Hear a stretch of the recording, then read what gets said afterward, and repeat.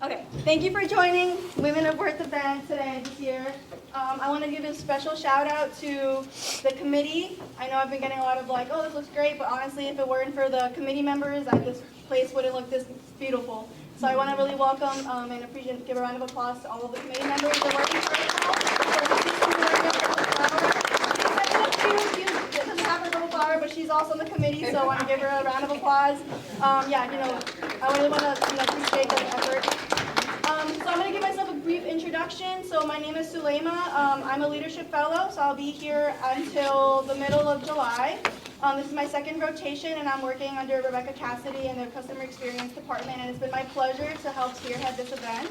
And I just want to, acknowledge the committee, because if it weren't for all of these strong women, I probably would not have I probably would have fallen apart a couple times. This is a very big event, and just, it's really nice being in an environment where you just feel very supported by everybody. So that was a really nice experience for me. And without further ado, I'm going to just give a warm welcome to Clarelle. She's going to give the opening remarks, and then we'll start the panel discussion.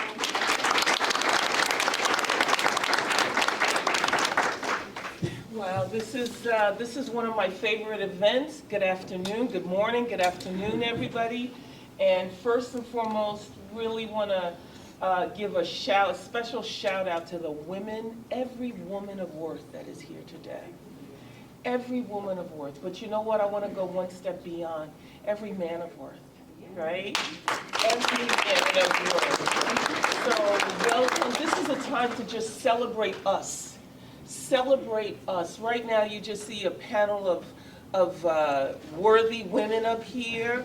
And but one year I'd love to have a guy up here, and just help celebrate them as well. Show them some love too. And Frank said, "I'll just go up." Of course you will. But again, this is like one of my favorite events because it gives us an opportunity to pause and celebrate each other, celebrate our value as individuals, as women. This is Women's Month. Which is, of course, a time when the world pauses. International Women's Day. We actually celebrated last Wednesday, and then yesterday there was a special event at headquarters over at 4 World Trade Center that our Deputy Director, Sanchita, was actually on that panel as well. And it just really gave the agency an opportunity to get the understanding, the breadth of what it is to work at a transportation agency, the uniqueness that women bring in to every decision that is made, to every team that is made. I've looked at statistics of companies that have a large number of women on their teams, the decisions that are made and the resolutions and the problem solving expand exponentially.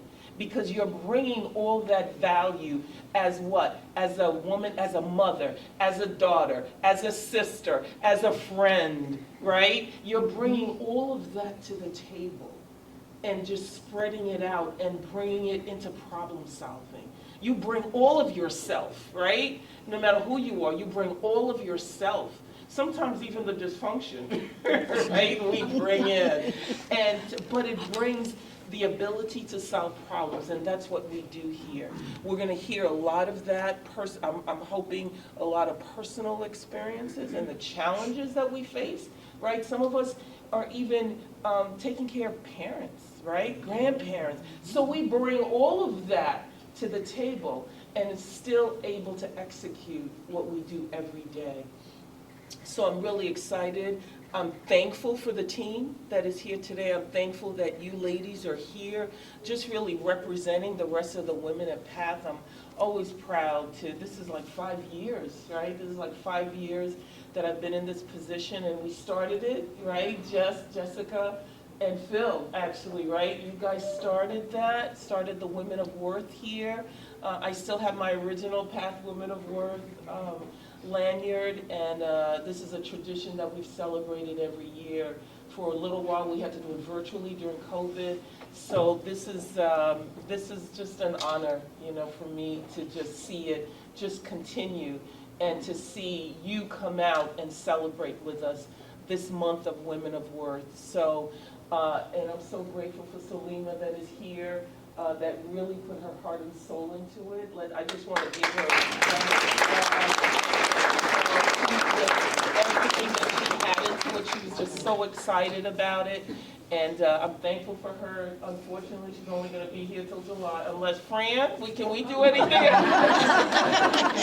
So we love coaching people, right? And the other thing that I love when I look at the crowd is just the diversity. You know, so we also bring our different backgrounds, right? Our different cultures, our different faiths, right? Into the team as we look to solve problems. And I know also that we're also celebrating Ramadan, right? Jasmine reminds us of that every day, and thank you for that. You know, just a celebration of everything and that we bring to the table.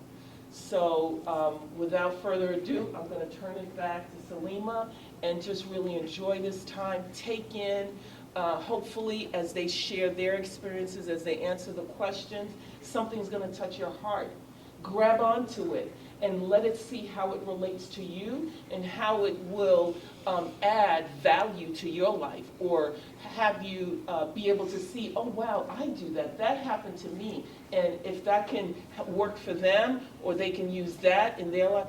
Listen, this is a way, an answer for me too. So grab onto things that touch your heart and allow it to cause you to grow and expand professionally and personally, right? As again, you bring all of your worth to the table. Okay, thank you.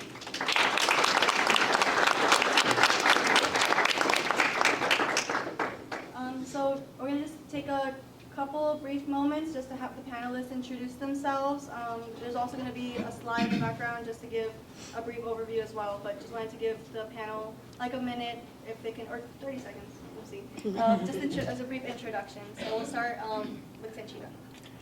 Good afternoon, everyone. Sanchita Jimenez, the Deputy Director of Operations and Customer Experience. Just started here at PATH a couple of months ago now. Wow, it's been a couple of months. And I got to tell you, I am just loving it. I just feel so much already a part of this PATH family. The team is just phenomenal. The heart that I've seen here in what we do every day to serve our customers is just incredible, and I feel very proud to be here. I just want to say a quick thank you to Salima and the committee for this wonderful event today, just, you know, celebrating all of us. And Clarelle, thank you for your sponsorship, your leadership, and starting this amazing tradition that I hope we keep going for many, many years to come.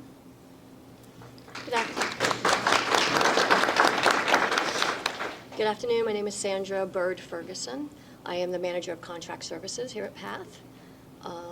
I've been with PATH since 2007 and moving into my 24th year with the Port Authority.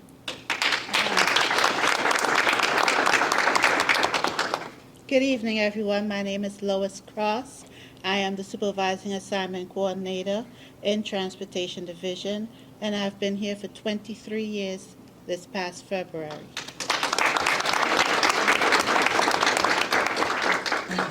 Good morning, good afternoon. My name is Martinique Moore. I'm representing the Revenue Department. I work in the prestigious coin room. And I'm just so thankful to be here and honored to be among so many beautiful women and men in the audience. Good afternoon, everyone. My name is Fatima Mendez. I'm a designated supervisor, locomotive engineer, safety instructor. I've been with PATH for 12 years. I worked my way up from an agent to conductor, engineer, and now to this department.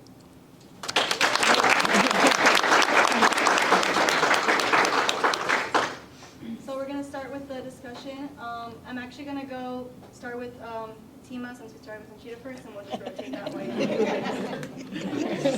We'll wing it. So the first question is going to be, what is the proudest moment of your career and why? That's an easy question for me. My proudest moment definitely has been joining this department, being an instructor. I've always wanted to instruct and help people pursue their careers at PATH. So that's definitely been my proudest moment, especially when students come up to me and they say, thank you so much for not giving up on me, taking extra time to help me out with certain questions. You know, I'm always available, off the clock as well. I give them my phone number, so if you have any questions, I will go through everything in detail. And I have students all the time say, I go through situations on the road every day, and your voice is in the back of my head telling me I should do this or don't do that. So that's definitely my proudest moment, getting feedback from my students.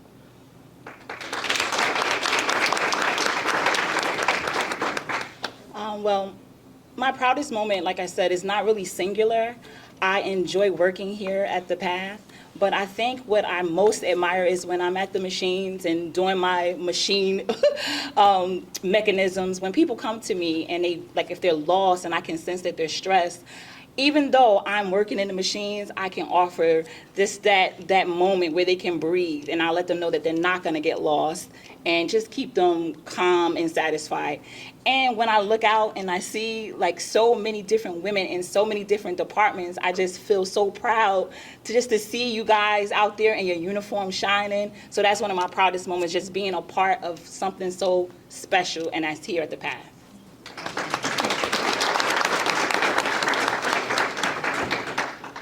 My proudest moment in this career was when I actually got hired at PATH. My background is, I used to be a business manager for one of the famous black cosmetic companies, Fashion Fair Cosmetics, who own also Ebony and Jet magazine. And I had lost my grandparents 2 weeks apart from one another because I grew up with them. And I didn't like how the company was, how Macy's itself was handling the situation. So I eventually left, and I got the call from Glenda around Christmas week. And that was it. That was how, it started. So I came in, did the test, and it was 11 of us that year, 2001, that we came in. And from then I started rising up, moving up and up until I became the supervising assignment coordinator. So.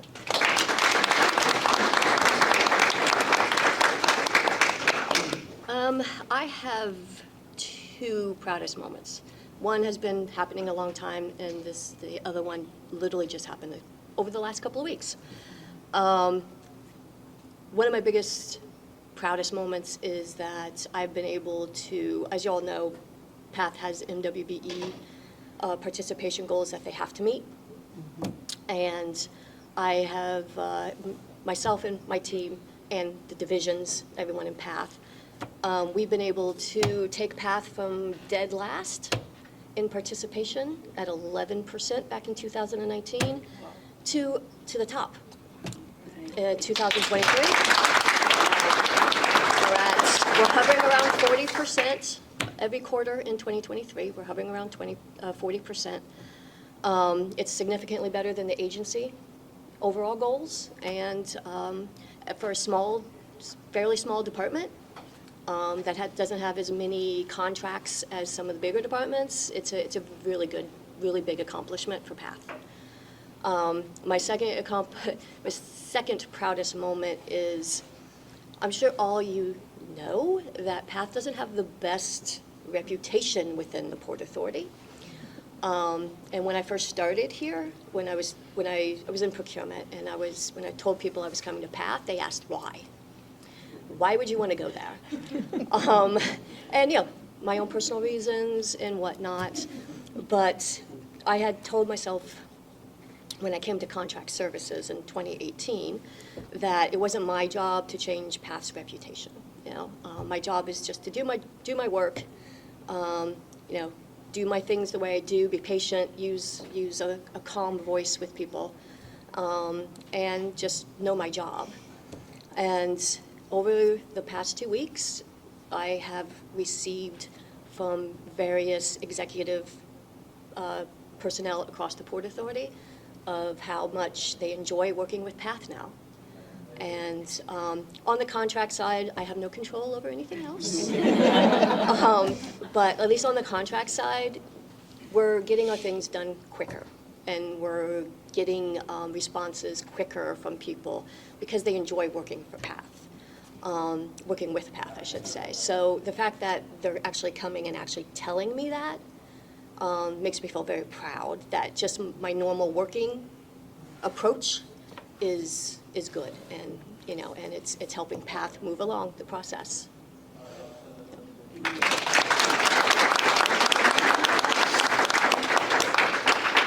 Well, just hearing all of your very proud moments at PATH makes me know that I'm going to have a lot of proud moments at PATH in the years to come. So I look forward to that, and I thank you all. I guess I just want to talk about a proud moment for me. It's really around knowing that, everything we do here in 24-hour operations, it's not just about us, right? It's about our families. It's about the people that support us, day in and day out, watching the kids when we're here, and just everything that needs to happen to allow us to be the best that we are at work. So my proudest moment actually comes before I came to the Port Authority. I had taken a job. I live in New York with my husband and 2 daughters, and I had taken a job in Canada for 2 years, a contract to deliver a new train system from downtown Toronto to the airport. And of course, this was a big deal, a major, major sacrifice for all of us. It was really important to me, and I would say probably one of the highlights of my career to be able to have this work experience. But it took a whole village to support me and help me through that. And so for 2 years, I would be coming home every other weekend. And, my little one was only 3 at the time. So you can imagine it was very, very hard. And, I had a lot of mom guilt. I had a lot of people saying, what kind of mother are you that you could leave your child and go do this? And I used to always say to myself, I want to be that woman that my daughters look up to and know that you can do anything. It doesn't have to be that it's just your father or the male figure, can go away and do these things. You can do it too. And I didn't know any other way to do that but by example. So I guess the proudest moment for me was after this 2 years of intense sacrifice of everyone, the day that we opened service and I got to take my family up for their first ride on the train. And, as we were walking through the stations and getting on the train and meeting the customer service agents, and everybody knew my daughter's names and everybody knew my family. And because I had taken them along the journey with me, even though I wasn't with them physically, everybody at my job knew about them, knew about, what we were going through in order to deliver this service, in order to deliver this operation to our customers, right? So that for me was the proudest moment, is when I got to share it with them, and they got to ride the system, and everybody knew them, and they could say, this is Mom's train, So I think that our proudest moments are not just about us, right? They're about our families, about the people that love us, the people that support us. And I'm so blessed to have the village that I have. And it's, my mom, my mother-in-law, my sisters, my aunts, my husband's aunts, my neighbors, my best friends. Like, your village is like, beyond. And we're the village too, right? The way we support each other in our job every day. Some days are really rough, some days are really hard. We go through a lot, but we do it together and we come out of it together, right? So I just wanted to share that story with you.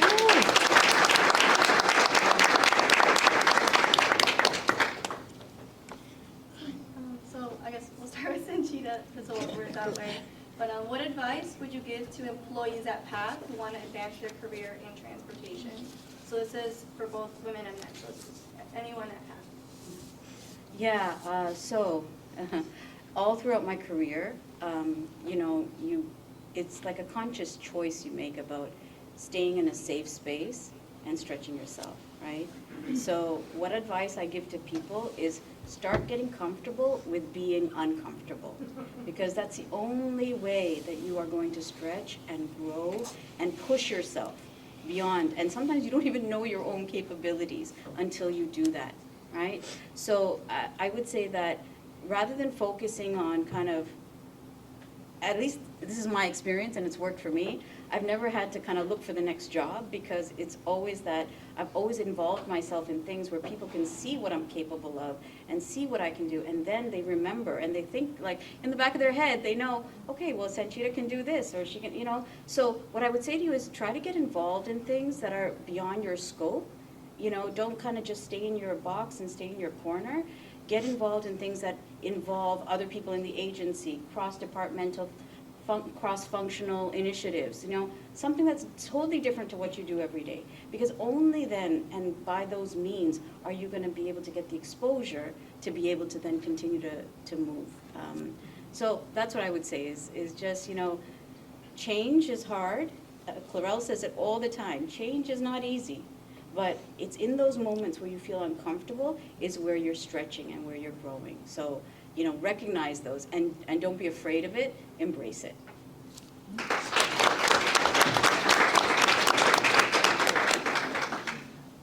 This one's a little bit hard for me because my skill set is not transportation. My skill set is contracts. But kind of in the same vein as what Sanchita said is my answer is at a universal scale, I guess, in regards to learning and growing, and not being afraid to do both. My background is journalism, which makes you think, why, how am I doing contracts? But it's because I have a knack for reading things and identifying questions that need to be asked. And not being afraid to answer the questions, because I will be the first one to tell you that I know nothing about what you're talking about, but I'll listen and I'll ask questions. So I found that understanding that, and also having the ability to wordsmith. I'm a very good wordsmither. It helps me in contracts, but and I depend on the industry experts when I need to, like everyone here. But so the more you learn, the more you're going to grow, and opportunities will open up. Just like you said, opportunities will open up, especially when you make it very apparent that you want to learn and that you're willing to do it. And it might take a while for the opportunity to be there. So continue to learn while you're waiting for that opportunity to happen.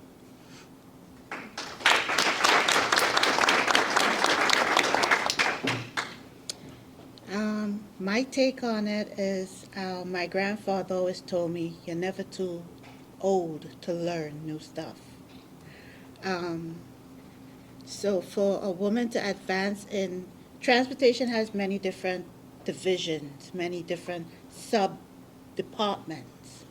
So I say always, you know, learn what other departments do, other areas, so you'll be able to better have a handle on what you want to do. Again, transportation was never my foresight. My degree is in hospitality management, catering, front of the house, back of the house, food service, stuff like that. But me being in transportation department alone, this is one of the reasons why I moved up so quickly, because I wanted to learn new stuff. You know, I always used to bug my old supervisor, teach me this, teach me that. I would never wait for him to come to me. I always went to him to learn new stuff. And as a woman, I think we need to take the initiative to always try to learn more. It does not necessarily mean that, oh, because I learned it, they will always come asking me to do it. It's for your benefit to always know and try to always reach to the top.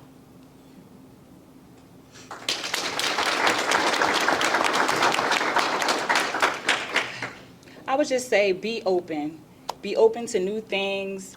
Put yourself out there. And this is not just for women, but for men, anybody that wants to get in transportation. I think you should Find a way to actually be in a day in a life of that job that you want to do. Like if you're already a part of the transportation team, maybe take some time to just go and get to know the people in that field, in that area that you want to be. Talk to them, listen to their gripes and their happy moments, and see if that's something that you can deal with and that's something that you want to do. You have to be able to, balance the happy gene and that I don't want to be here gene, and then create something that is going to keep you in your house, okay? So I would say, make sure you take the time to, visit these departments, or at least talk to someone in that department and just feel it. Have a day in a life and decide if that's what's best for you.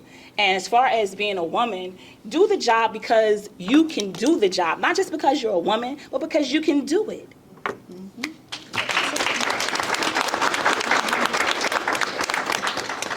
I would say just to never give up, even if you don't succeed the first time. You might not get the position you want right away, but it's okay.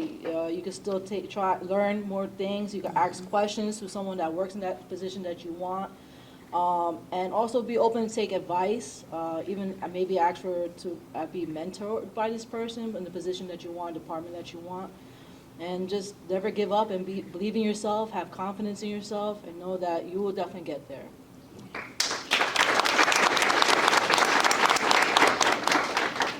So, Dima, we're going to start on your side. Yeah. The question is gonna be, how can we continue to leverage women and the skills and experiences they bring for the betterment of PATH and the Port Authority overall?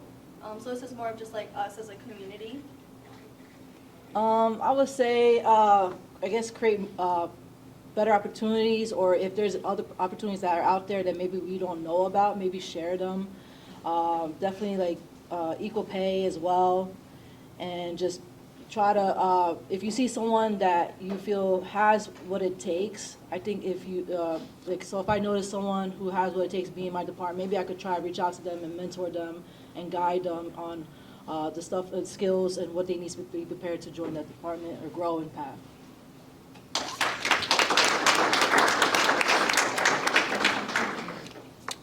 I would say continue to flex your organs. And when I say that, I mean the biggest organ, your mind and your heart.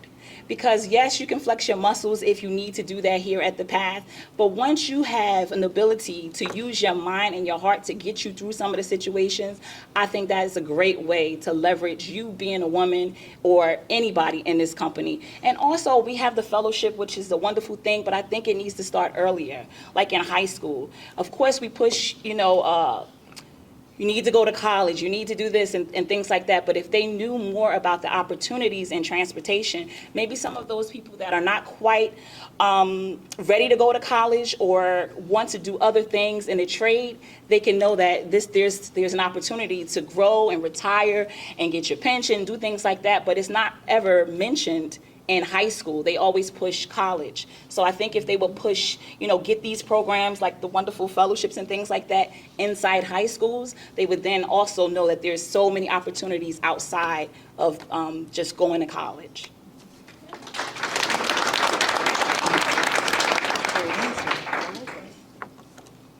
I think we need to make more opportunities for women, and knowing women are just as smart and competent as men, because I think I have experienced it myself here, that some older men, so to speak, don't give us the opportunities. We cry for it. We say, teach me this, teach me that, and yet, some of us are ignored, and, they'd rather teach another male what you yourself might be doing.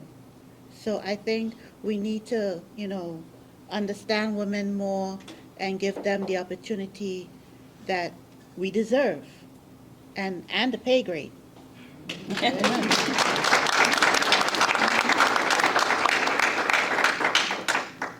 I think we need to do a better job marketing ourselves.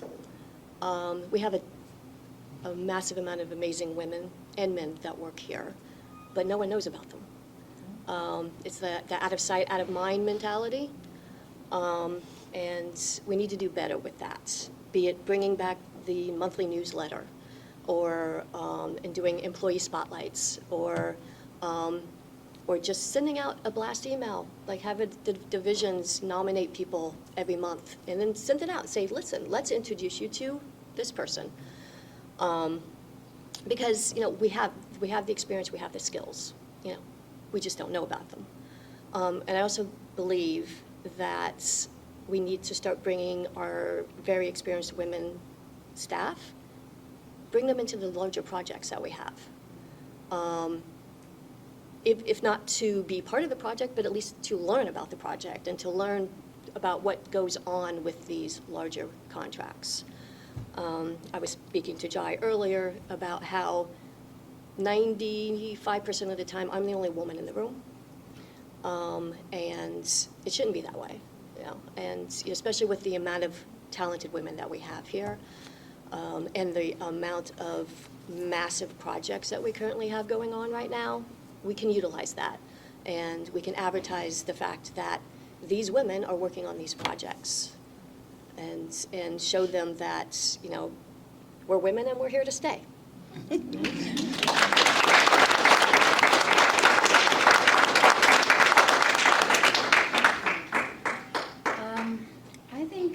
I think one of the ways that we can continue to support and promote each other is through mentoring. And, as I was coming up in my career, like you, Sandra, a lot of times I was the only woman in the room, or I was the only woman of color in the room, or just always in the margin. And I didn't have mentors that looked like me, or I didn't have mentors that, represented, a lot of women.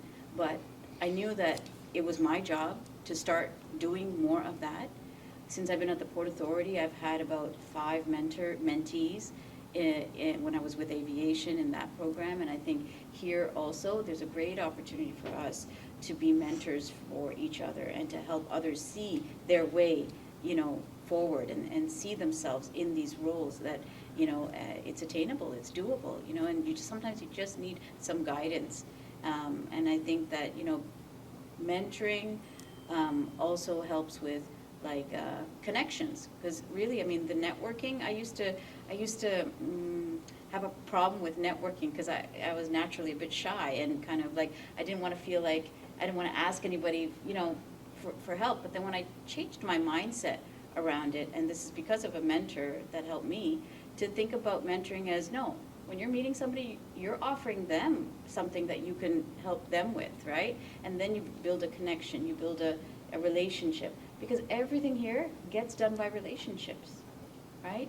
So the more that we can mentor and provide mentors for those that are coming up, the more we can connect them to other people to, widen their network, I think that's something that we certainly can do to leverage and help other women.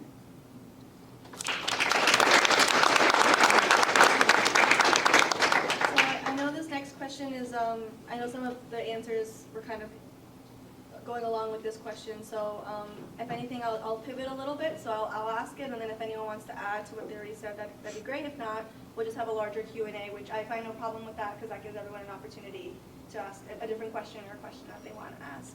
So what can PATH and the Port Authority do to better empower and support women in the transportation industry? So this is very focused on the agency. I know, Sandra, you gave a really great point about including women and making sure of that, and the marketing, really love that point that you made. But yeah, I know it kind of fleshed in with the last question, so if anyone just wants to add something else, if not, we'll just have a larger Q&A portion. Yeah, my answer actually kind of combined all of ours. In response to the Port Authority has a very large public footprint. And they need to do a better job at marketing the transportation side of the business, or the PATH side of the business, and, on all levels, and include, going to the high schools. Every high school does job fairs, everyone. So send a representative to these job fairs. a lot of parents in this room, we could probably put a list together of their high schools and, and it would be a large list. And then schools have days, career days, where someone just comes in and talks about their career. But it's, all of those talks are around working in banking, police, law enforcement, no one. My daughter's a senior this year, so she's been doing 4 years worth of these career fairs, and not once has anyone mentioned aviation, transportation, none, absolutely none. And we being the agency as a whole, need to do better with marketing because, my daughter knows about it because I work here, and her friends know nothing. And when she talks about where I work, they're like, what's that? And my daughter can't explain it. So, but we need to be out there. We need to have our face out there. And I want to say we used to do this back in the day. I started in 1999, so I vaguely remember job fairs being mentioned at some point in time where people were going. And I know we do a lot of outreach. Other departments do a lot of outreach. And that's what they need to do for us, for transportation. Let's do the outreach, not just HR outreach, but other types, of outreach just to introduce people to the industry.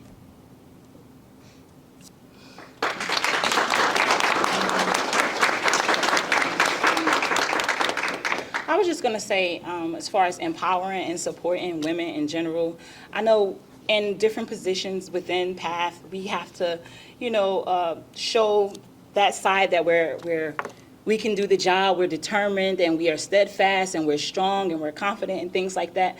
But, a part of empowering women is also to allow them to, let their hair down, so to speak, in certain situations. Even for the men, men and women, but focused on women, let there be some type of way that we can go and relax. Maybe pedicures, manicures, something that will allow you to, also nurture that other side in you, because we're always proving, out there to prove that we're so strong and we can do it. But there's times where you just don't have time to go and do your hair and your nails and things like that because you want to blend in and not stand out. But if there had, just to empower and uplift us, to let us embrace our womanhood, I think that would be also a wonderful thing.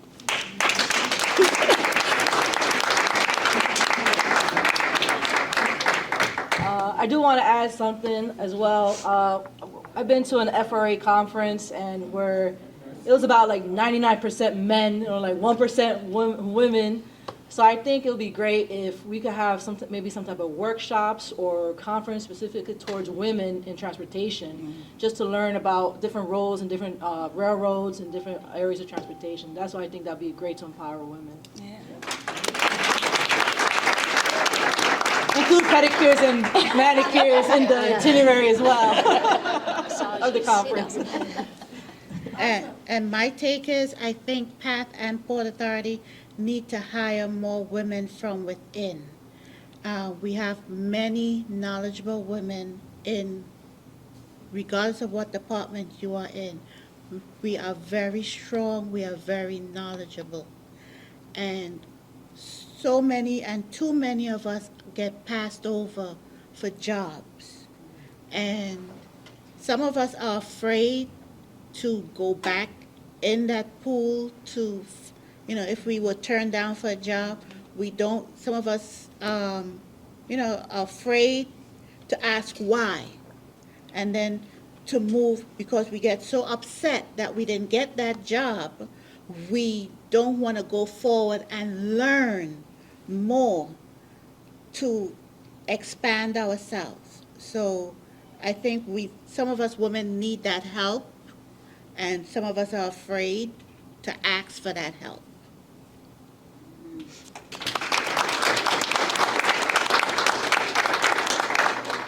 Thank you all for this is the end of the actual panel discussion, and then we're going to take a little 10-15 minute break just for the photo ops. And in that time, I'd just love everyone to really reflect and digest what everyone was talking about. There was a lot of really great points being made.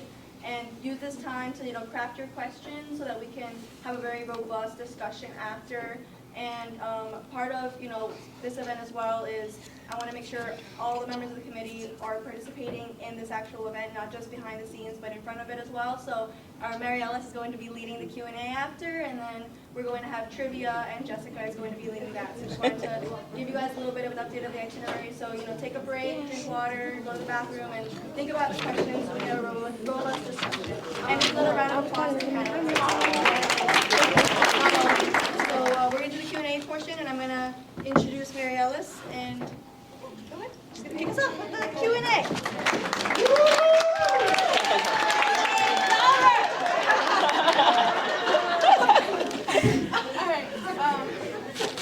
For those who don't know me, I'm Marius Rodriguez. I'm the Senior Admin Secretary for CP&D, which is Capital Project Management Division. That's right, girl. David will have my head if I don't say it. All right. Okay, so we'll start the Q&A for the panel, but you can do like person-specific if you want to. You'll raise your hand, I'll pick on you like it's teacher time, and then I'll repeat the question for those who can't hear virtually. Clear out. Thank you. I just really, before we get started, because I'm not going to be able to stay the whole time, but I took note of a lot of things that were said, and I really love what you said. Sandra talked about, I think it was Sandra, I think, that talked about, or maybe it was Lois, that talked about not enough women being, in path or being promoted within the ranks. And I just really wanted to talk a little bit about what the agency's seeing. So when I sat in a meeting last week, senior staff, and really what we're talking about in terms of women throughout the agency, there's about 23% women in the agency as a whole. That's not a lot, right? They're looking, the goal is 40, and start off with that. So they are making advances, so it's better this year than it was last year. We've got more women in senior leadership this year than we did last year. I don't remember the percentages. But when you look at within PATH, the numbers are strong. But when you start slicing in terms of positions that are held, in the non-represented rank, we do well. We're about probably in the 40s, about 40%, if somebody could correct me. 41%. Thank you. See, she knows the number, right? So, right, so in the non-represented ranks, which is really good. But when you get to the field level, very, very low. I think it's about what, 12%? It's below 20. Definitely below 20%. So when I think of really doing an outreach and reaching to the high schools, and I'm even thinking of trade schools, right? Mm-hmm. Looking to really reach them, to start maybe an apprenticeship program just for that. And I think James has already started talking with some of the unions about how we do that. So we just want to let you know, we see it, we see the numbers, and we're looking to strengthen them. So again, in our non-represented ranks, I think, not that it's okay, not that we're going to stop there, but I think we're well represented. But what we really need to start to address is what's happening in the field. And again, what's the difference? Why do we see such a larger number in non-represented versus being in the field? In the field, you've got 24 hours, you've got mothers, you've got caretakers, and it becomes that much more challenging for us as caretakers when you've got a schedule that's not really routine. You've got a schedule where you're not home on the weekends, you're on the overnights. So it's a whole nother element that has to be looked at and really introduced. What can we do? One of the things I think someone had shared with me actually was Simone Harris out at CED. Can we partner with a daycare center? We used to have empty space, but Jess and Rebecca filled all that up. Can we partner with a daycare center in one of our, close to here, that we could say reserve X number of spots, right, that get PATH priority? I don't know. That's future conversation. And I think that will have a significant impact. So again, that wasn't my idea. That came straight from the field, came straight from somebody who's challenged in that same arena. of how we can help to respond to that caretaker issue. So that's really, one of the elements. Will that work? I don't know. But it's going to take a team. It's going to take a village, right? It's going to take us really talking and understanding what the issues are that keep us from expanding in the represented field. And then there's that culture, right? But it's changing. It's slowly changing, and it's going to take us to change it and make that difference and say, hey, I'm here, I'm not going anywhere, right? I'm here, I'm not going anywhere. And the men in the field, just really partnering with them and collaborating with them in the man's world, right? It's no longer a man's world, it's everybody's world. So how do we do that? How do we introduce that? Being respectful and making sure that it's fair and that everybody has that opportunity for advancement and to just really thrive wherever they are. So wanted to say that. Love the idea about spa rooms. I'm with you. Okay, Fran, we need to talk about spa rooms. Fran's getting a long list. We'll help you, Fran. With homework. Check. This manager's got your back. Got that. And then the other thing is really what's next, so, right? So I'm really big on that and asking you guys what's next. Again, another opportunity to talk. Do we have a fair? What else is out there beyond the world of PATH, beyond in the Port Authority, because sometimes you don't even know, because all you see is the PATH world, right? All you see is the PATH world. We're not like Antoinette that travels the world these days, right? They go into conferences. We're so proud of Antoinette. She's going to be going to a conference, FRA conference, in a couple of weeks. And are you going to be presenting there? No, not this year? I have some other guys presenting. Okay, so, she's taking her team to another level. She's taking her team to another level. We've never had that opportunity before. It started with Antoinette, I think about 2 years ago, where the FRA came to them to ask them about their training. So just some amazing things are going on in PATH,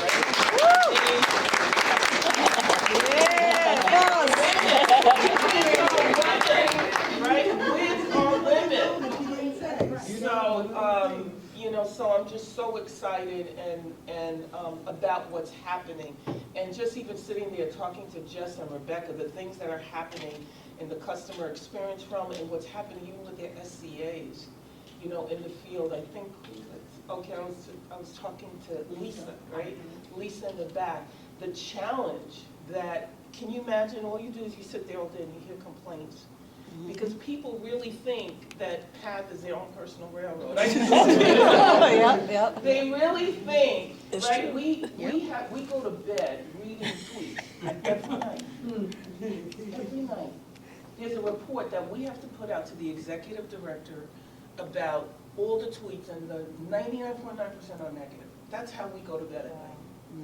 So it can have a toll on you. Can you imagine, like Lisa and the other CAs that listen to this all day? So I just really want to applaud them and let them know how appreciated it is.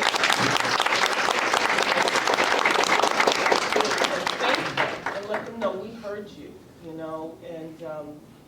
just talk about how can we help. Maybe soft music, I don't know. Just to help. Just coming back to spotting and everything. So is there an opportunity to look to, do like a fair so that you know what else is out there? What skill sets you need to build on, right, Deanna? What skill sets do you need to build on, right? Power BI is really big. Technology, guys. The world is changing and technology is just growing at a rapid pace. So if you don't know how to use Word, if you don't know how to use Excel, you are years behind. I just want to let you know now. Find a way to learn it. There are courses within the Port Authority. Get yourself prepared for your next position. Get yourself prepared today, even if it's on your own time. You are investing in your future. You're investing in your own future. So don't say, oh, I need to. No, invest in your own future and prepare yourself for your next position. Prepare yourself for the next role that you have and that you're going into. So those are the things I would just really say to encourage you. There's more for you, but you've got to fight for it. You've got to invest in yourself, right, Lois? You've got to invest in yourself. Look out there, look for the opportunities online. If there's a course that you want to take or something like that, run it up through your manager. Run it, and we'll find a way to help and see. But it's all about investing in yourself and positioning yourself for your future in PATH or the Port Authority or transportation. Okay? All right.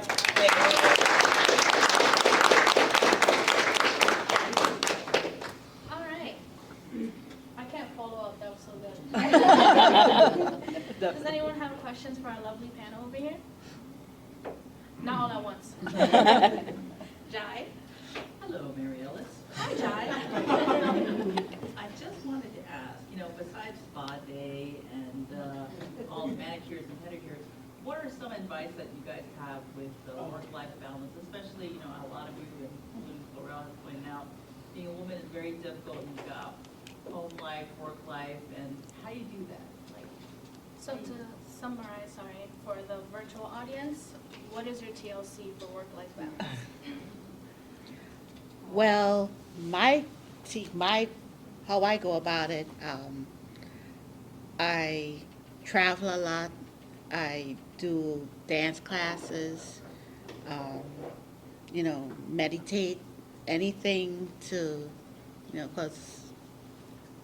anything to help me relax.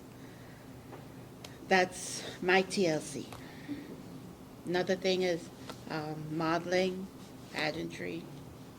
That's my escape route. I can answer. My work week is definitely hectic, but I always find time. My partner and I always try to dedicate time for ourselves on the weekends, at least one day for ourselves. Try to get the chores done throughout the week, Definitely travel, at least one vacation a year. I take multiple though. See, last year I took like 4 or 5. So definitely travel. Just find time to do things that you love, that you like. I've been adulting for so long. I forgot my love for sports, women's sports. So I've been trying to find more time to go to a women's soccer game, basketball game. So I've been trying to do that more, prioritize that more for myself. I would say, I would just say schedule some time for yourself. Like we have these schedules for work and things like that, but you also should schedule some you time, be it with your family or just you alone. Like just like when you pay your bills and things like that, this person wants this, and then you left with the $5 in your account after everybody steals your money. Just schedule some time for you. Like you say, Tuesday 2 to 7 is for me. So, and that's you, and that'll help you balance the stress of work and sense of self. Schedule some you time. Yeah, I have to agree. The you time is really important. And sometimes it's like the simplest things. Like I tell everybody, don't go grocery shopping with me. I'm going to go by myself and go up and down the aisles and take my time. And, sometimes that's just like time for me to be a little decompress and look for good sales and just like, it's just the little things that sometimes you got to work it into your little, your kind of your daily stuff that needs to get done. But it's like time that you're spending by yourself, I think that helps me. Yeah. I don't have any. I mentioned earlier, my daughter's graduating from high school, so we're in college prep, right? And also, PATH itself has a lot of things happening right now. So if right now for me, I really can't put the phone down. Normally, I try to keep Sundays open, but with what's happening in my personal life with my daughter, I don't. I will put headphones in when I'm here and not respond to people who walk by and stick their head in my office. It's like just so I can focus. I might not necessarily be working on a work project. It might just be me sitting there meditating. But I find myself that I have to do it because if I don't, then bad things will happen. But yeah, I'm not telling you stories. Marjorie has known me for over 20 years, so Yeah. I have to constantly remind her to walk off at walk off at So set boundaries is what I'm hearing. Set boundaries, Yeah, yes. definitely. Yeah. This is a selfish plug-in for the EDRG, so, you know, I was a former president of PAAA, and we do a lot of like meditative, relaxing tea ceremony, things like that, just a plug for all women and everyone. I mean, honestly, it's a little downtime at work too. And you do have to carve some time out of your time to do that. But thank you. I mean, I'm always trying to get new ideas, so this is great. Thank you.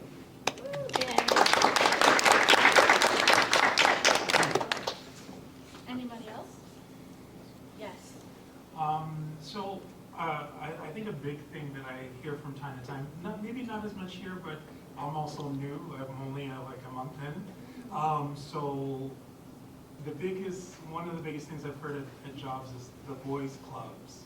So, and I'm curious to see how are things in PATH from how it was, I guess, in the past, where I heard there was a lot more of that to today. And if you think it's changed over the time, and if not, or even if yes, it's changed a little bit, how can we bridge the gap and make sure that those boys clubs kind of don't happen so that everybody can be a part of it? I think there is boys clubs still, in certain aspects. And we as women and as new employees, welcome to PATH. We need to not be afraid to knock things over.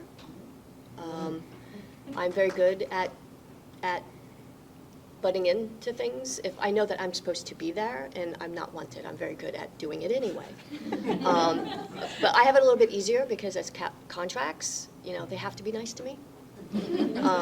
One thing I learned in procurement is that if someone is not nice to you, you take your pile of stuff, you take their stuff out of it, and you put it at the bottom.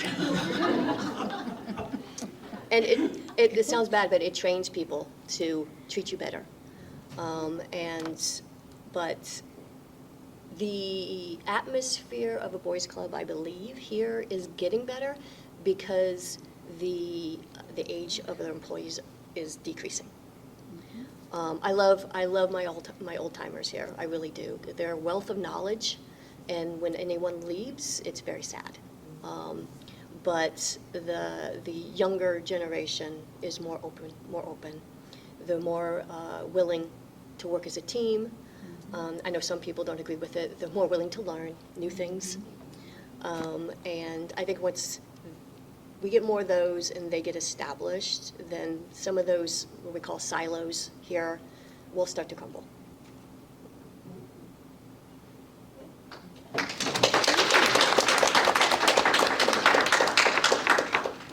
Anybody else?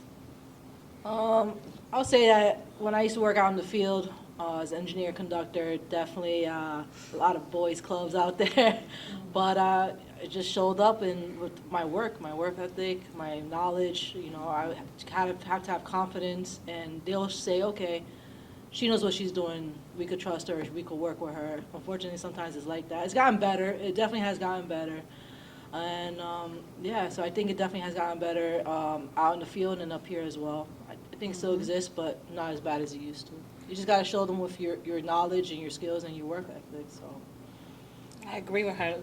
Once they know that you can do the job, they don't really bother you much. As far as like the boys club, just be the dollar of the club, be the president. Don't worry about it. You know, show your worth, do the job, and they respect you because they go, okay, she's not gonna use her, she can't do it mentality. She's gonna do it, you're gonna do it, and they respect you for it.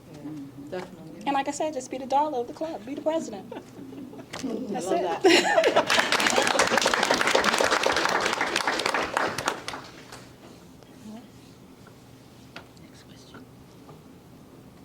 There's no questions online right now either. So. Oh, I have a question. Yes. So we talked a lot about how you guys do TLC and work-life balance, but how do you handle a really challenging day? How do you sort of digest that and come back to do it all again the next day? She's laughing at me. Everybody's face was blank. Yeah, because we're like, Go home and have a stiff drink. That's the answer. That's it. Yeah.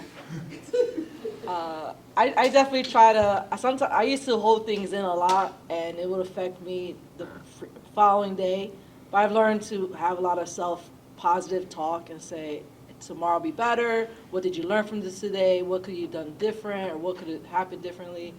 And definitely also along with a stiff drink, maybe a nice warm bath or a hot shower, and just try to relax. Maybe even light some candles and just positive self-talk, and just try to do, what can I do differently tomorrow? And don't let what happened today affect me tomorrow. Let it be a new day, clean slate.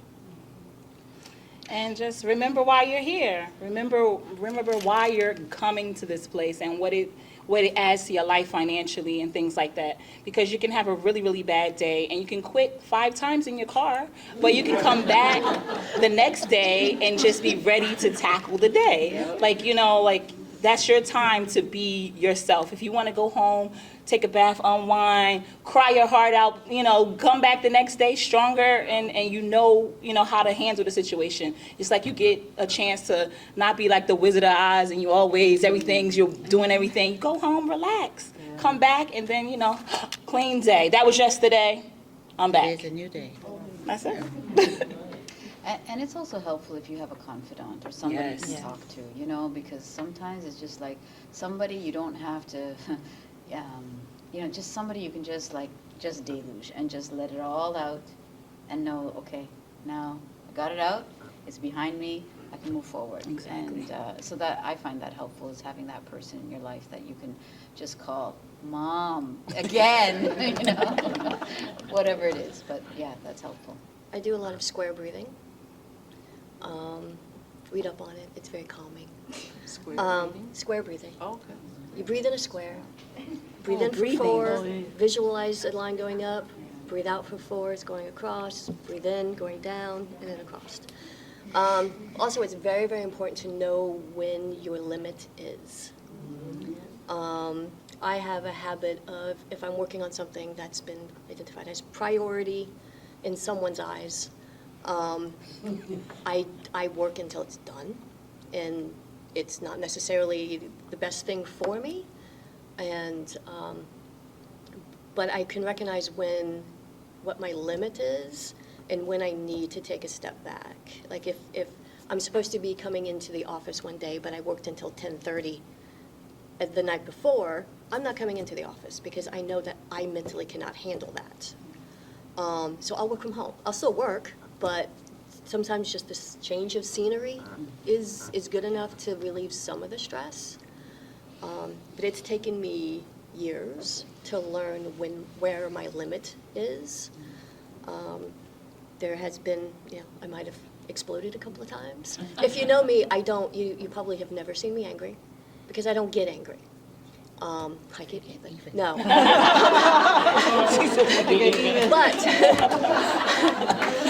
But there has been a couple of times, I know. But there has been a couple of times where I have exploded. And I don't like me when I explode. And if I don't like me, then no one else is going to like me when I explode. So I've had to recognize when I'm getting close to my limit and then pull back. So.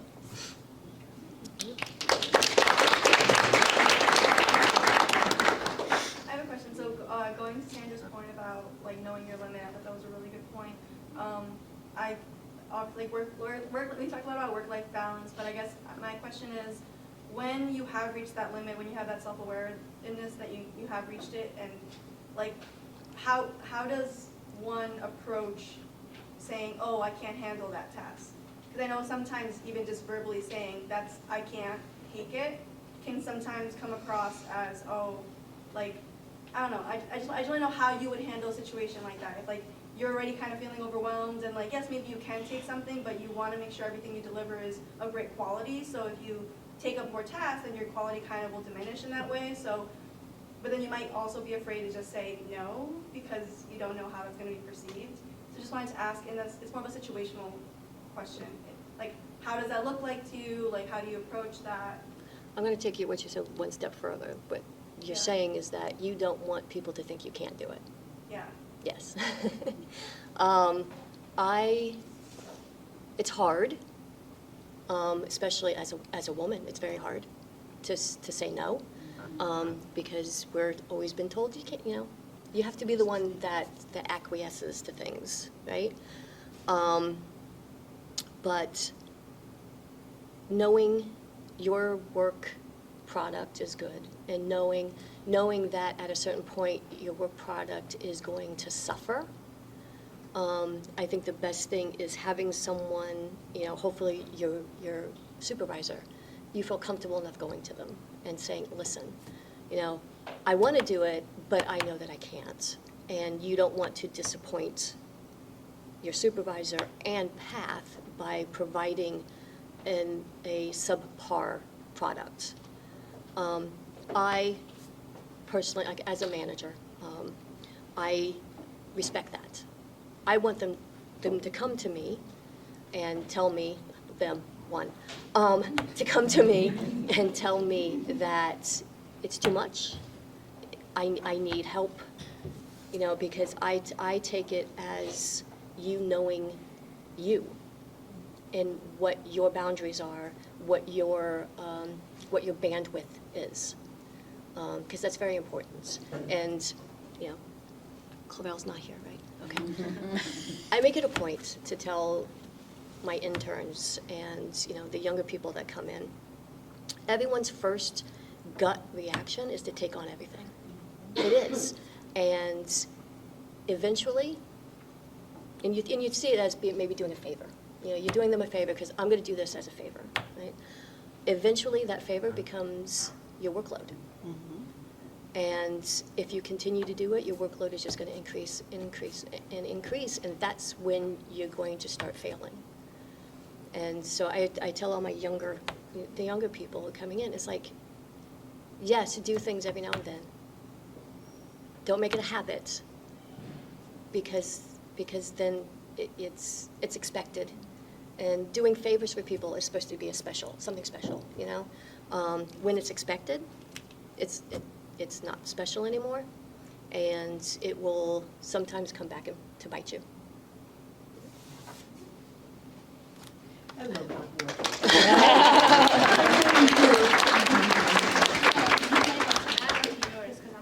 I'm gonna move this right next to Sanchita, so I can be part of the band. I'm kidding. Sometimes you're gonna recognize that no is a complete sentence. Yes.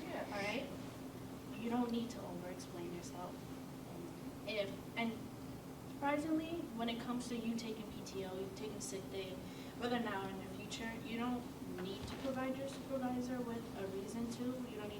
They don't need to know your life to the fullest extent, as long as you did your work beforehand, you know you can do it. All you need to do is ask. Or more like ask. You are allowed your time. You're allowed your 45 minutes. PA people, we don't get paid for it. So just make sure that don't over-explain yourself, because then people will see that you're not confident if you don't do that. Also, before starting any job, before diving into the first week of your job, you have to sit with your supervisor and, what is your management style? How can I support you? Because sometimes our manager expects us to do everything day one sometimes, and maybe that's not how you roll. Maybe you can do it, but here's how I can do it. So you gotta just sit down and have talks. All right, that makes sense? Okay.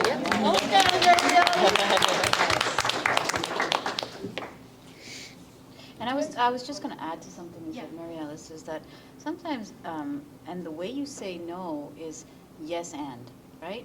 So I can't do this right now. Yes, I can do it next week. Yes, I can do it next month. Yes, so sometimes it's hard for us to say no. You don't want to come across as somebody who's doesn't, but if you say that, or you work out some other means of getting there, or saying that I can help somebody with this project, I can, there's other ways of just negotiating that, right? So something to think about.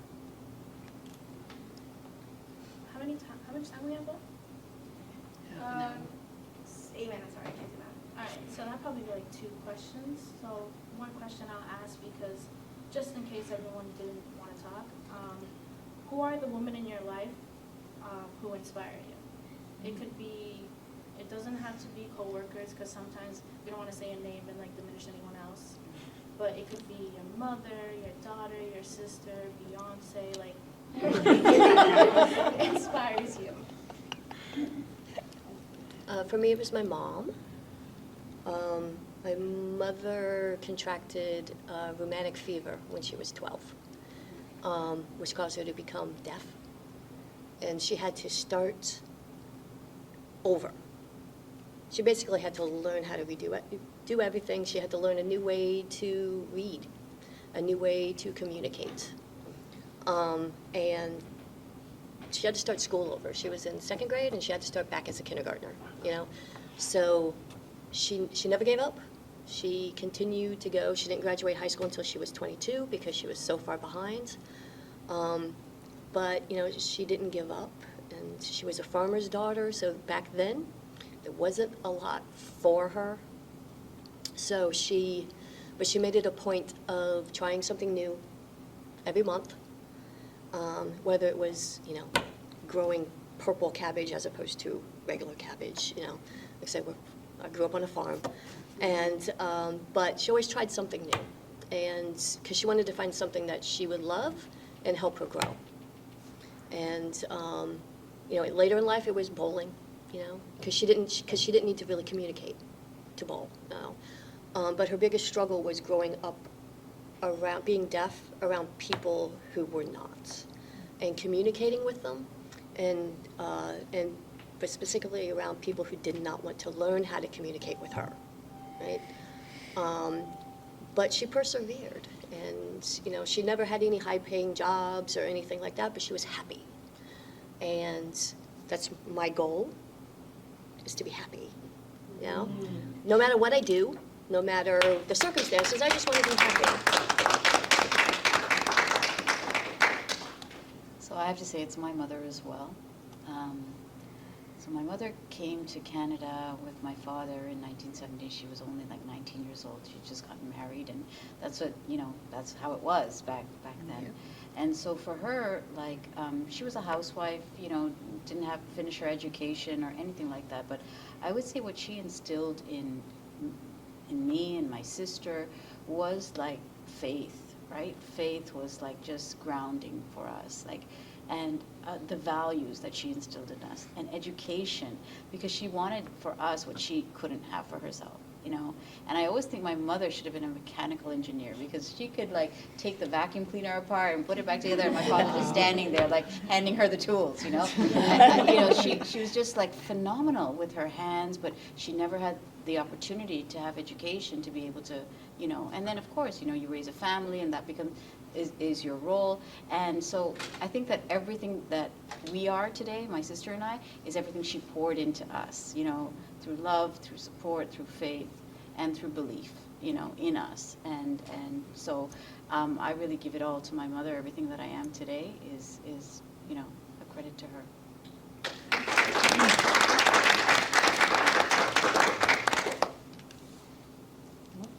I would definitely say my mom, definitely my mother.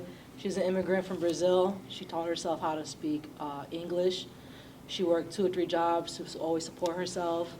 Always had 2 vehicles just in case one broke down, so she never had to depend on nobody. She definitely taught me to work hard. Don't ever depend on anybody for anything that you need. And she just made sure that I went to college and just pushed me to do better and find a good career, find a good job. So definitely to her. Definitely was her.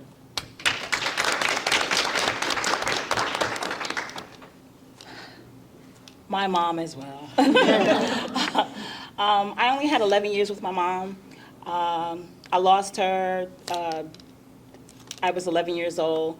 But in that short time frame, I saw my mother go from needing assistance to being in charge of people who need assistance. So I watched her, you know, struggle. At first she came from North Carolina, she moved here, and she needed help. You know, she had 5 kids, she needed help, you know, just finding her way, her footing. And I can remember her, like, every morning she took such pride in herself. We would go to Bambergers, which is Macy's or something like that, and she would go and they would make her face beautiful because then you could get your face done. They would cater to you, and she would just feel so wonderful and just be beautiful for the whole day. But I watched her go from needing public assistance to being in charge of the people who needed public assistance. So she, you know, she got her master's, she went to school, and those same people that, you know, may have looked down upon her, she then was in charge of making sure that those people were no longer underrepresented. She was in charge of making sure that their families were fed and that they got the help that they needed. And as a child, I just always felt like, wow, my mom is the and it was just so wonderful. 11 years, and then my sister raised me. So I had this abundance of women that were strong and willing to help and love people. And that 11 years with my mom just was like the best. It shaped me into being the person that I am.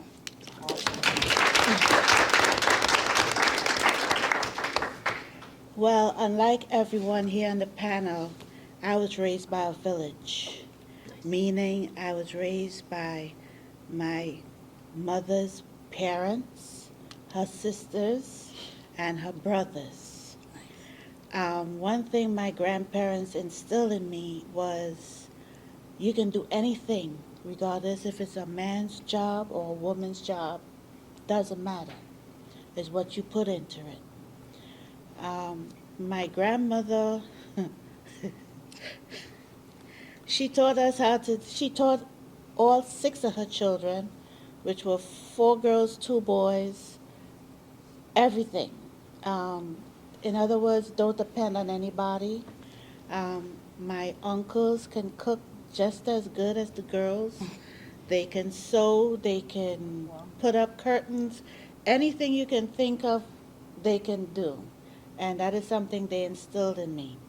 They also instilled faith. Also, again, education, because in the 1900s, when my grandparents were born, I understand my grandmother always said that she wanted to come back as a boy because of the lack of education girls at that time were given. And I think she came back as a boy, my nephew, because he was born on the day she died. Wow. So, you know, they made me who I am, the strong female that I am. I can go to them and tell them anything as long as I was respectful. They always, even at 8, 9 years old, they always treat me as an adult in a way that I can explain myself, tell them what's the situation, and they will come back, especially my grandfather, well, okay, this is what I think you should do. And the thing that I loved about my grandfather was, even if you did not follow his plan of what he told you to do, and you went and did your own thing and it didn't work, and you go back to him and he'll say, see, this is why I told you do X, Y, and Z, but you did W and X. You know, and he wouldn't be upset with you and curse you out like how other men of certain other eras are, you know, but that is what made me who I am.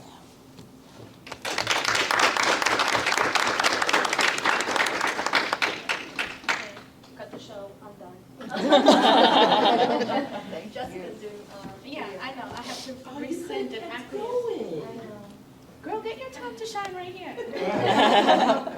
Okay, so we're gonna do a trivia, which Jessica's gonna lead, and then Marissa will lead up to the groups. You got a really good idea. Oh, break out into groups with the person that had the least interaction. How many years?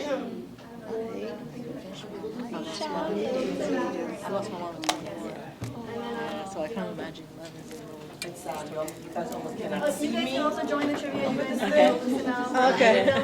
Oh, then we're having a moment now. So, yeah. For those who are still on virtually and those that are still here, thank you for. I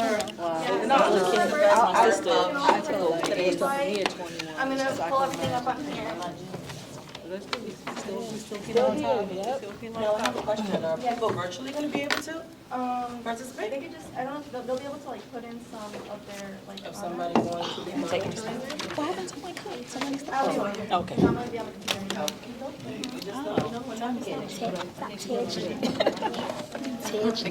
My lunch yet. Maybe I should go sit down. Thank you. Oh, we can leave it here. That was awesome. I will go. You too, my dear. I will go to the table. That's what I'm going to do too. That's awesome.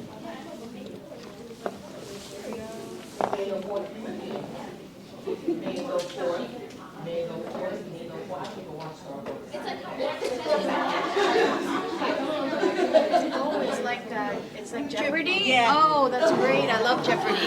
Yes, very interactive. Oh, yes, I like it.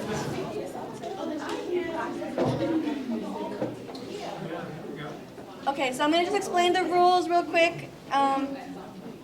So everyone's in their groups, great. How many groups do we have? How many? All right. Is this the chance for them to win tumblers? Yeah. This is your chance to win tumblers. Yes.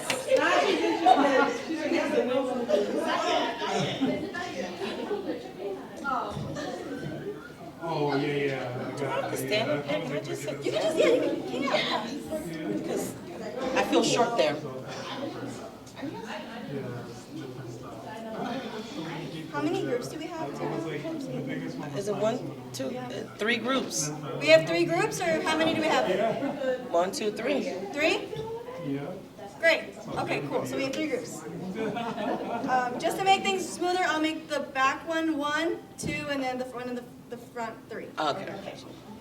So So you guys are team 3. Middle team 2. Guys in the back. Numero uno. Wait, can we make this 2 teams? We're not participating. No? We're the committee. you can You participate. can 'cause you know the participate. You questions. don't know the answers, do You know the you? answers. I know, but then I don't win when... If you win, we'll give it back to someone else. Okay. Wait, can I pick who I give it to? If I win? Yes, that works too. We already got it. Oh, my goodness. Well, remember, I've only been here for a month, so I might not. Oh, no. They're not all. They're not all path related.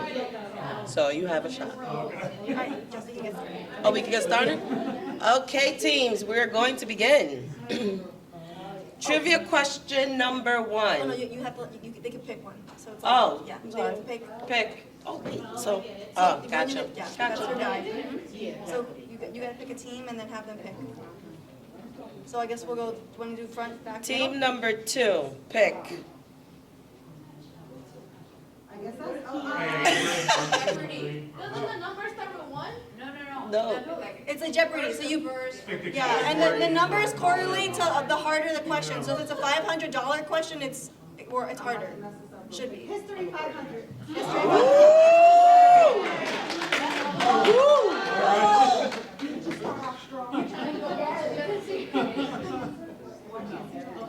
Okay. They're gonna major it. What time? Wait.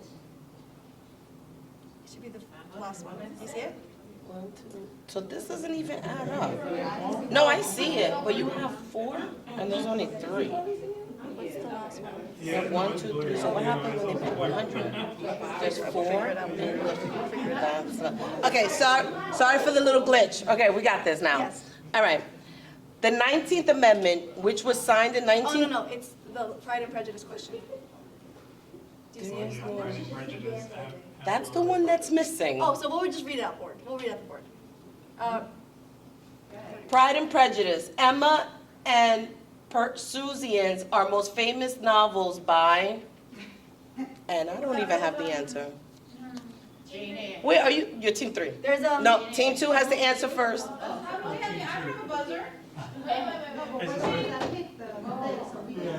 Somebody do the Jeopardy sound. Bam, bam, bam, bam, bam, bam, bam. Somewhere, Jay, right? Bam, bam, bam, bam, bam, bam, da, da, da, da. Who? Jane Austen. Sorry, honey. Yeah, I think where's team one? Was that the answer? Because I don't have it. It's not here. Oh, okay, so we're team. That's the one that's missing. Am I right? Oh, okay, because I thought it was like, I thought you were just with that. Oh, Yeah, I don't know if it's the correct answer. You're Yeah, Jane, I'm sorry. Yay! Team 2 got it.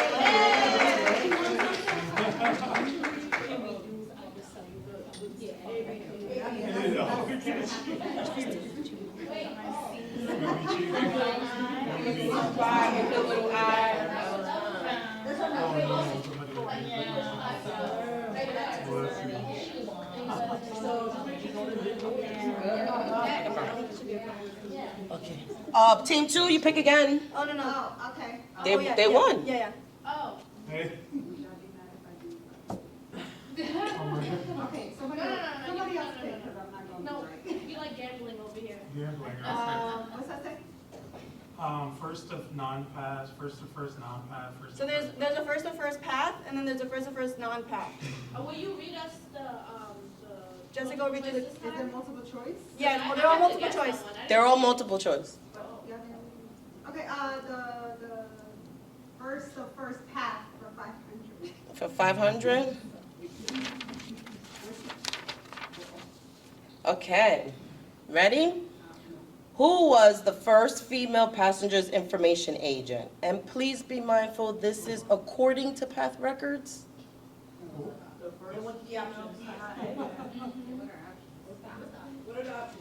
I don't have any here. Oh, here we go. A, Carla Angel. B, Patricia Agaman. C, Haiti Hernandez. Or D, Sofia Rivera. Wait, one of those is wrong. One. Carla Angel, A. B, Patricia Agaman. C, Heidi Hernandez. And D, Sofia Rivera. I think you said Sofia Vergara, and I'm like, that's that actress, that's wrong. You know, Can I just say, Okay, you have 5 more seconds, and then someone can steal it. C. Who wants to steal it? Somebody- Who wants Team 3. Whoever was able first. Team 1. Oh, I thought we just had to raise the hand.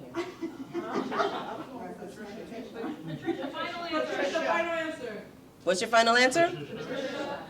Got it right. That's for team what? That is for Team 1. Team 1, you have the board. You have the floor, Wait, Team let 1. me just share this. Let me just share this. I'm sorry, I wasn't sharing this. Oh, good. There we go. I'm sorry, everyone online. Okay, I forgot about that. Team 1. okay. We can't see, so first of Is that better? non-path. 500. Yeah. Okay, here we go. Who was the first woman to win a Nobel Prize? A. Lima. Who? Gowie? I don't know. I messed up her name. 2. Selma Lagerlof. C. Marie Curie. Or D. Rita Levi Montalcini. I'm so sorry, ladies. I destroyed your last names. yes, Which one? that's correct. That is correct.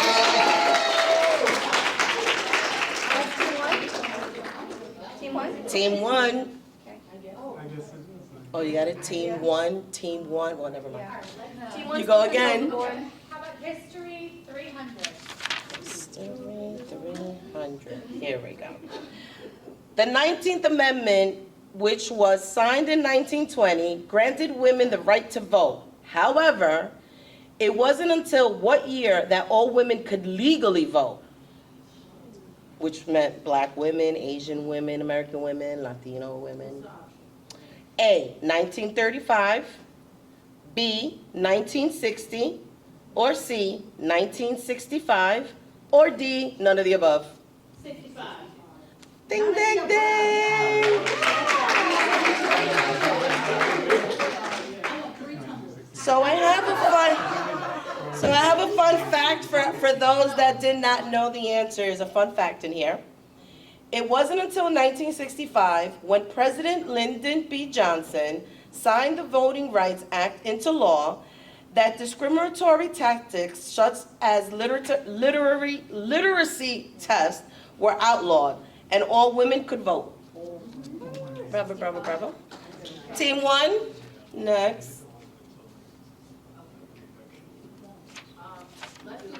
I'm timing everyone, so you have 10 seconds to answer. If not, someone can steal it. Okay, first the first pad 300. First the first what? First. First non-path. Non-path or path?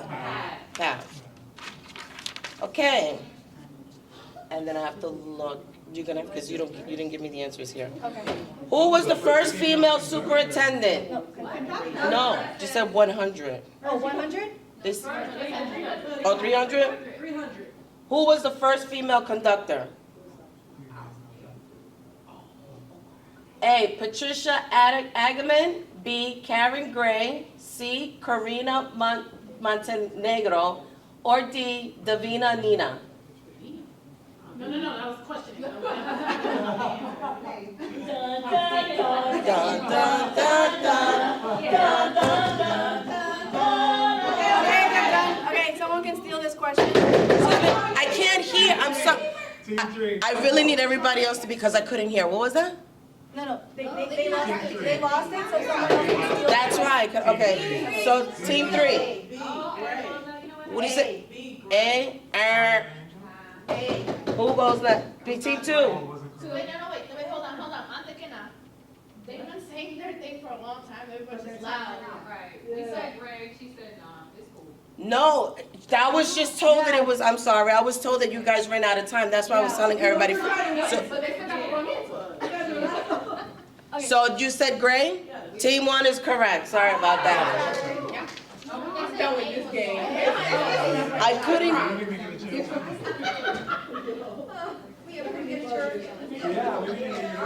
Team 1. First the first non-pad 300. How much? What's your round? 300? Who was the first woman to win an Academy Award for Best Director? A, Sofia Coppola, B, Greta Gerwig, C, Gina Prince by the Wood, or D, Catherine Bigelow? I have 10 seconds. Yeah. Let's go C. Objection. Team 2? Is it Catherine? You are correct, but can you finish it? Catherine Bigelow. Yeah, that's what. Yeah. What team is that? Team 2. Team 2, okay, they have the board. Team 2, you have the board. Team 2, you have the board. Can we get first No, non-first? Catherine Bigelow. Sorry, can you repeat that? Non-first, 200. For path or not? For path, non-path. Who was the first woman to win a Pulitzer Prize in 1920? Oh, I'm sorry, time out. I had a fun fact. Sorry.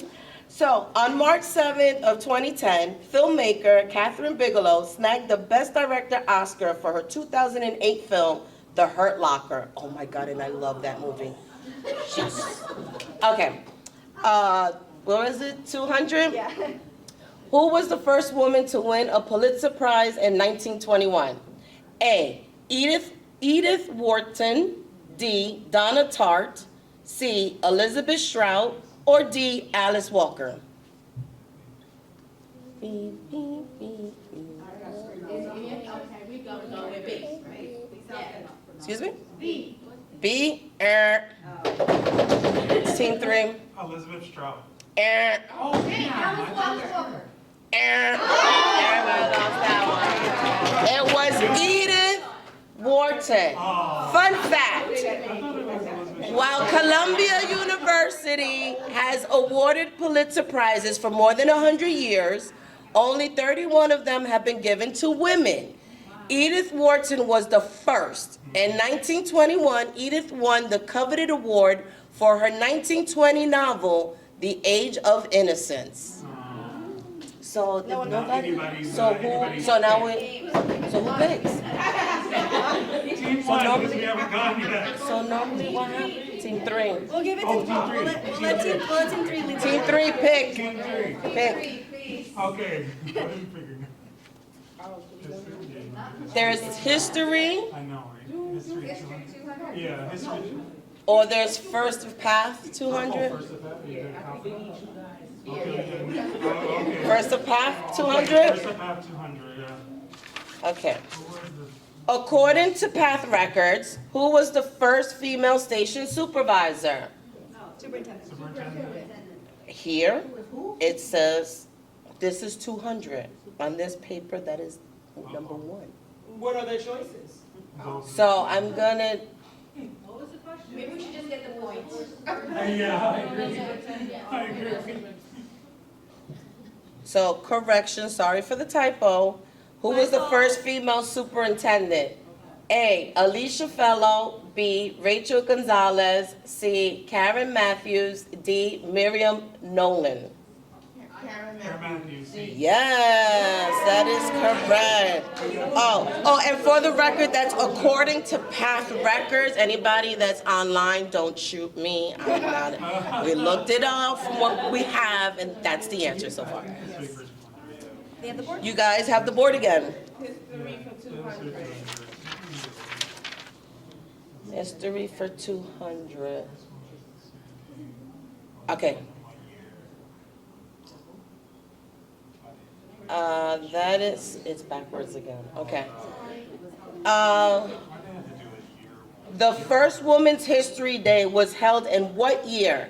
A, 1911, B, 1909, C, 1860, or D, 1960?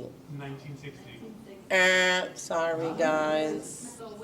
I can't see what the other options. A, 1911, B, 1909, C, 1860, D, 1960. Team 2? 1909. And that is correct. Team 2. Fun fact, February 28, 1909 marked the first Women's History Day in New York City. It commemorated the one-year anniversary of the garment workers' strikes when 15,000 women marched through Lower Manhattan. Team 2, you have the board. History for 100. What was the first state to allow women to vote? A, Wyoming, B, Idaho, Oh, wait, C, what is this? California, Did I not put that in there? or D, Massachusetts? Wait, do that again, I got distracted. What was the first state to allow women to vote? A, Wyoming, B, Idaho, C, California, D, Massachusetts? Bing, bing, bing, bing. Wyoming. Yes, that is correct. Fun fact, the Wyoming territorial legislature gave every woman the right to vote in 1869 according to History.com. We got that one, had it. Yeah, so they got that one. Mhm. That's what, team 2? Team 2. No, the 100. Oh, you changed that. Yeah. All right, you have non-path or path?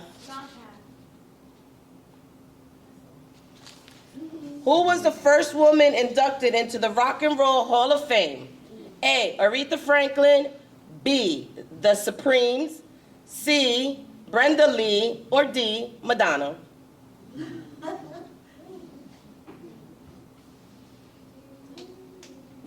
You got 10 seconds? Madonna? No. Team 1. Aretha. Ding, ding, ding.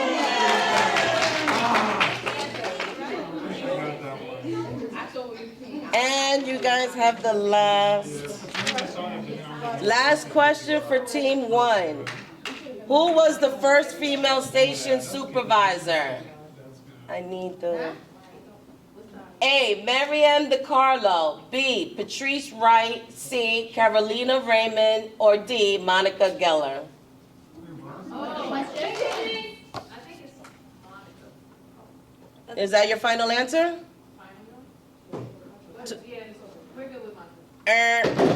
Team 3. What's the question again?